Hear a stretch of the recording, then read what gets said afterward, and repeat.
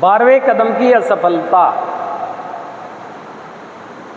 जब हमें ये विचार सुनाई देता है तो हमें ये लग सकता है कि क्या फ़ायदा 12 कदम की उपचार पद्धति को जीने से या उसको सुनने से क्या फ़ायदा होगा, जब 12वें कदम की प्रक्रिया जिसे आधारशिला कहा गया है मेरे नशा मुक्त जीवन की, अगर उसमें भी असफलता मिल जा रही है तो हमें समझना होगा कहीं से कहीं तक 12वां कदम असफलता नहीं होता है।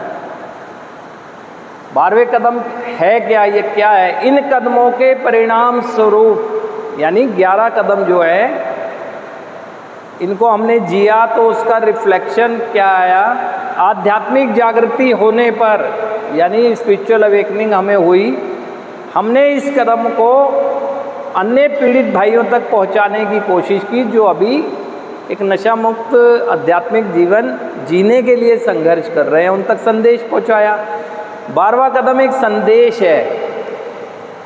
जो व्यक्ति इस संदेश को पहुंचा रहा होता है, यानी मानो कि हम जैसे जो व्यक्ति यहाँ पर खड़े होके इस संदेश को पहुंचा रहे हैं, यानी जीवन रूपी जो संदेश दे रहे हैं, हम 12वां कदम ही कर रहे हैं।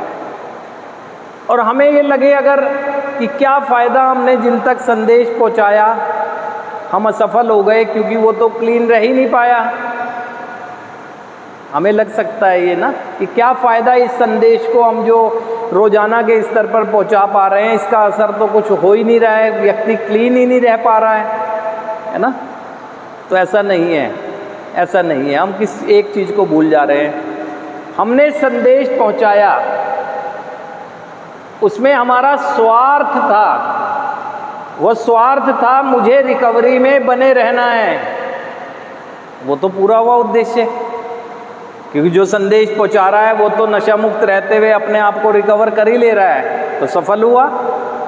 और दूसरी बात ये, यदि जिस तक संदेश पहुंचाया वो क्लीन अगर रह भी नहीं पाया, लेकिन उसके दिमाग में ऐसा बीज डाल दिया गया है अच्छे जीवन का कि जिस दिन भी वो क्लीन रहना शुरू करेगा उसी दिन वो अपने जीवन की शुरुआत कर लेगा। यहाँ जितने भी आप लोग बैठे हैं, इसीलिए मैं बार बार कह रहा हूँ कि यहाँ पर रहते हुए ध्यानपूर्वक जो भी चीज़ें सुन रहे हैं आप, इस बात की कोई चिंता ना करना कि आपकी ज़िंदगी कभी भटक गई तो निराश हो जाओ कि मुझ पर तो कुछ हुआ ही नहीं है असर।